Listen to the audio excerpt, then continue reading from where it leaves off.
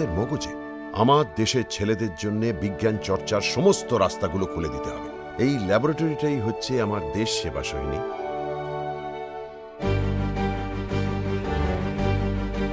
আমাকে কতদিন আঁচলের গিটে বেঁধে রাখবে মা? যতদিন প্রয়োজন বোধ করব। পেরে উঠবে না। ঝড়ের পবন গর্জে হারাই আপনায়, দুরন্ত যৌবন ক্ষুব্ধ অশান্ত বন্যায়। ওই ল্যাবরেটরিতে বসিয়ে দেব বলে একটি ভালো ছেলে খুঁজছি। একজনের নাম আমি বলতে পারি। কে? রেবতীভূষণ ভট্টাচার্য। আমরা সবাই মিলে সেই ভাবি নিউটনের কাছে যাচ্ছি কেন? এই ল্যাবরেটরির দায়িত্ব আমি তাকে দিতে চাই। দেখো, তোমার দেবতা কিসে তুষ্ট হন? তোমার জ্ঞানের বহরে নাকি আমার রূপে? জাগিয়ে তোল তোর ভেতরে সেই বিজ্ঞানীটাকে, জগৎকে দেখিয়ে দেয় এই রেবতীভূষণের ক্ষমতা কতটা। আমার মা মনে করেন মেয়েই ওর সর্বনাশের দূত। না না নীলা দেবী, এটা কিছুতেই মেনে নেওয়া যায় না। ইয়েস, বাইরে থেকে একটা লোক এসে সবকিছু দখল নিয়ে বসবে, এটা আমরা কি করে মেনে নিই? এখন বলো তুমি কি করতে চাও?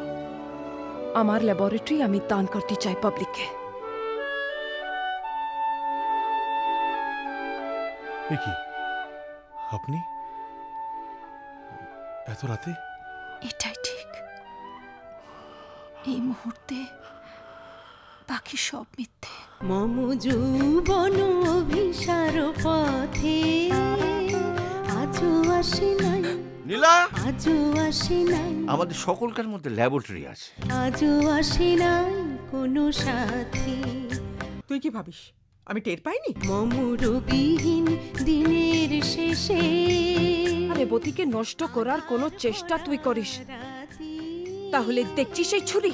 আজও আসে নাই কোনো সাথী, মম যৌবন অভিসার পথে।